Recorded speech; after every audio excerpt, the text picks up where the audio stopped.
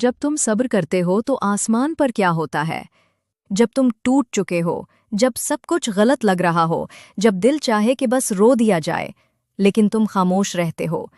लोग समझते हैं तुम कमजोर हो, लेकिन हकीकत यह है कि तुम्हारा सब्र आसमान हिला देता है।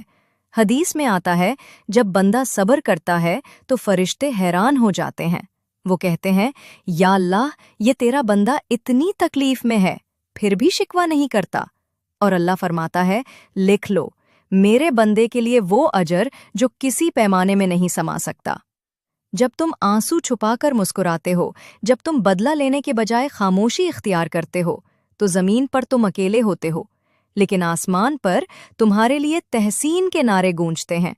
फरिश्ते तुम्हारे नाम को याद रखते हैं, और अल्लाह तुम्हारे सब्र के बदले तुम्हें वो चीज अता करता है जो तुमने कभी मांगी भी नहीं थी।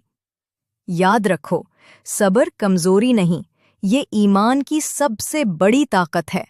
तो अगली बार जब तुम रोको अपना गुस्सा या चुप रहो अपने दर्द के बावजूद, यकीन रखो, आसमान तुम्हारे सब्र की गवाही दे रहा है।